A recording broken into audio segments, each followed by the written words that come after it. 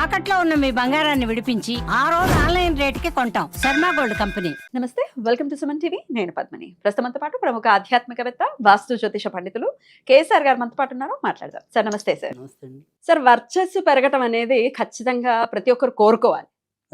వర్చస్సు ఉంటే ఆ కాన్ఫిడెన్స్ వేరు. లేకపోతే ఎదుటి వాళ్ళు గుర్తిస్తూ ఉంటే వీళ్ళలో చాలా వర్చస్సు ఉంది అనేది గుర్తిస్తూ ఉంటే మనకు వచ్చేటటువంటి అవకాశాలు వేరు. అంటే ధార్మికంగా మాట్లాడుతున్నాను నేను. మరి ఈ వర్చస్ని ప్రయత్నపూర్వకంగా పెంచుకోవడానికి ఏదైనా విధానం ఉందా, చెప్తారా? తప్పకుండా. అంటే ఎప్పుడైతే వర్చస్ అనేది కరెక్ట్గా ఉంటుందో మన రూపంలో తేజస్సు కూడా అలానే పెరిగే అవకాశం ఉంటుంది. అసలు ఈ వర్చస్సు కానీ తేజస్సు కానీ ప్రతి మనిషిలో పెరగటం అనేది, అంటే ఇప్పుడు ఒక అందం అనేది ఎవరి సొంతం కాదు, కానీ ఎవరి సొత్తు కాదు కాదు సో కానీ వర్చస్ అనేది మనం తెచ్చుకోవచ్చు.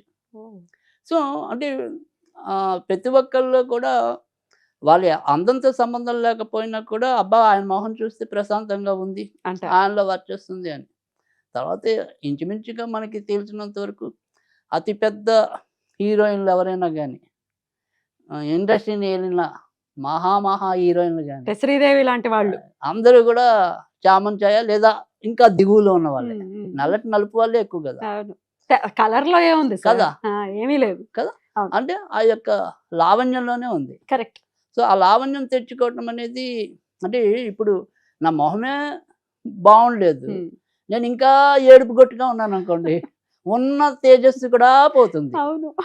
సో కనీసం ముఖార విందంలో అయినా సరే ప్రశాంతత, నవ్వు, దరహాసం అంటాం, ఇలాంటివి తెచ్చుకో. కానీ అది ఎలా అవుతుంది అంటే ప్రతి ఒక్కళ్ళు కూడా వర్చస్సు కానీ తేజస్సు కానీ పెరగాలి అంటే కనుక ఆధ్యాత్మికంగా అయితే ఖచ్చితంగా దైవ సాధనలో కనీసం ప్రతిరోజు కూడా ఒక 5 నిమిషాలు 10 నిమిషాలు వాళ్ళ సమయాన్ని కనుక దేవుడి దగ్గర కేటాయించినట్టయితే తెలియకుండానే మన ముఖంలో వర్చస్సు పెరగటం అనేది ఉంటుంది.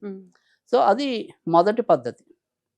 సరే, ఇంకా తంత్ర సాధనలు కానీ అవి కూడా ఉంటాయి, అవి చెప్తారు. కానీ అంతకన్నా ముందు కొంతమంది ఏమి చేయరు సార్, ఏ గుళ్ళకి అడిగినా కూడా చెప్తారు మేము ఏ పూజలు చేయండి. సహజ సిద్ధంగానే వాళ్ళకి ఒక అట్రాక్షన్ ఉంటుంది, ఒక వర్చస్ అనేది ఉంటుంది. అది ఎట్లా సాధ్యపడుతుంది అంటే ఇది మళ్ళీ మనం జ్యోతిష్యంలోకి వెళ్ళాలి.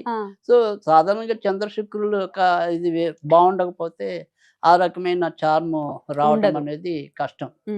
సో ఎప్పుడైతే చంద్రశుక్రులు ఇద్దరు బలంగా ఉన్నారో, ఈ చంద్రుడి వల్ల ఆకర్షణ, శుక్రుడు వల్ల లావణ్యం, అందుకని ఆ రకంగా సౌందర్యం కలిసి ఉంటుందా సార్? చంద్రశుక్రుడు కలిసి ఉంటే సౌందర్యం వస్తుంది, కానీ ఒక్కోసారి షుగర్ రావడానికి అవకాశం. షుగరా?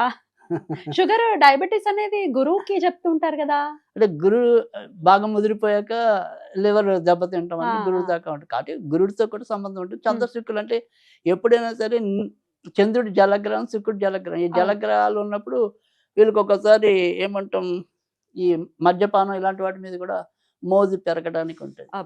ఆ ఇబ్బంది ఉంటుంది. సో చంద్రశుక్రులు కలయిక కన్నా కూడా మంచి ప్లేస్ లో ఉన్నప్పుడు అది సద్వినియోగం అవుతుంది. మరి చెప్పండి, మరి ఎక్కడ ఉంటే వాళ్ళు మంచి ప్లేసుల కింద కన్సిడర్ చేస్తారు? అంటే ఏదైనా సరే వాళ్ళ శత్రు రాశులు కాకుండా, అంటే ఇప్పుడు చంద్రుడు ఉన్నాడు అనుకోండి, సాధారణంగా గురువుకి సంబంధించి అంటే మేషంలో ఉండటం, మేనంలో ఉండటం, ఆయన సొంత రాశి అయిన కర్కాటకంలో ఉండటం, తర్వాత వృశ్చికంలో ఉండటం, ఇది ఎక్కువ మంచి జరుగుతుంది చంద్రుడికి.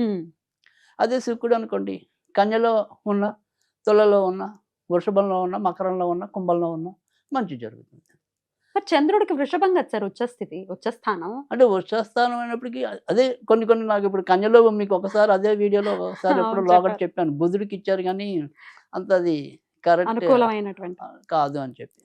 అలాగే చంద్రుడికి కూడా అక్కడ కేవలం రోహిణి నక్షత్రంలో ఉన్నప్పుడు మాత్రమే కొంతవరకు మంచి ఫలితాలు ఉండడానికి ఉంది, కానీ పైగా పరమోత్తమ డిగ్రీ అనేది ఏదైతే ఉంటుందో అది రోహిణిలోనే ఉంటుంది, ఓట్స.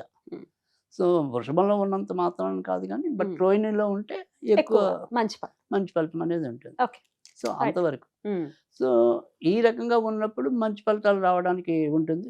లేదా వాళ్ళు ఏ లగ్నానికి అయితే ఎక్కువ ప్రభావశీలు అవుతారో వాళ్ళు వారి యొక్క లగ్నానికి వాళ్ళ సొంత నక్షత్రం, అంటే చంద్రుడు ఉన్నాడు అనుకోండి, హస్త నక్షత్రం కానీ, శ్రవణ నక్షత్రం కానీ, రోహిణి నక్షత్రం, అదే శుక్రుడు భరణి, పుబ్బ, పూర్వాషాఢ, ఆ లగ్నాలకి వాళ్ళు మంచి వాళ్ళు అయితే యోగించడం అనేది ఉంటుంది, అందం రావడానికి ఉంటుంది, వర్చస్సు. వర్చస్సు అనేది ఉంటుంది. సరే ఇలా ప్రయత్నపూర్వకంగా మరి తెచ్చుకోవాలి మేము అనుకున్నప్పుడు ఏం చేయాలి?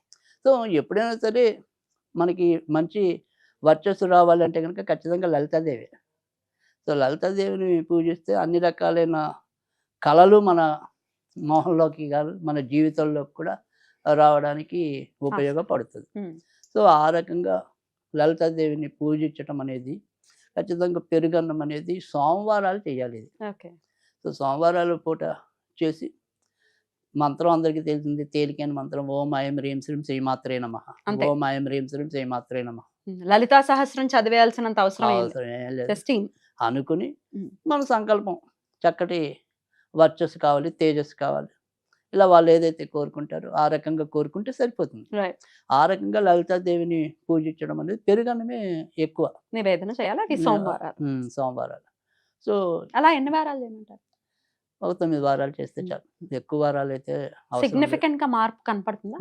మార్పు అనేది మీరు ఎప్పుడైతే లలితకి చేస్తూ వచ్చారో క్రమంగా మీలో కొత్త తేజస్సు తేజస్సు. కనపడుతుంది. అవతల వాళ్ళు ఎంతో కొంత ఐడెంటిఫై చేయగలుగుతారు, ఏంటి మొహం అలా ఏంటి గ్లో? వెలిగిపోతుంది, అలా వెలిగిపోతుంది అంటూ ఉంటారు కదా.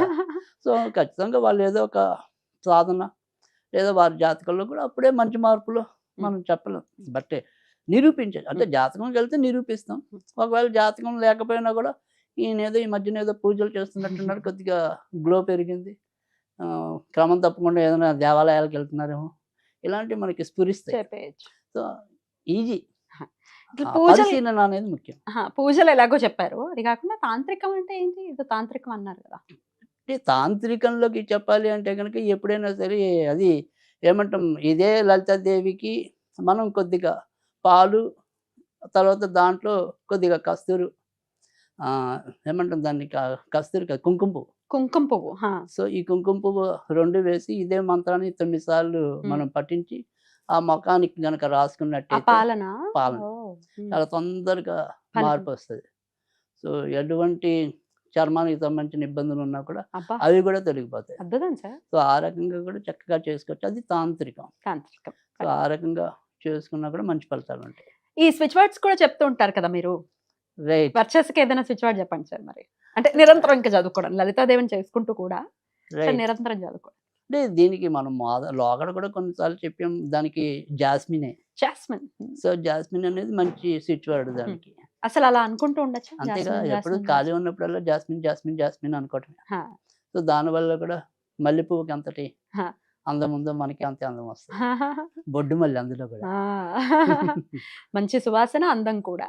Right. Right sir, beautiful sir. వర్చస్సు పెంచుకోవాలి ప్రయత్నపూర్వకంగా అంటే లలితాదేవి సాధనతో సాధ్యపడుతుంది అని చెప్తున్నారు కాబట్టి ఖచ్చితంగా ప్రయత్నించండి. రైట్ సార్, చాలా బ్యూటిఫుల్ గా ఎక్స్ప్లెయిన్ చేశారు సార్, కృతజ్ఞతలు. నమస్తే సార్.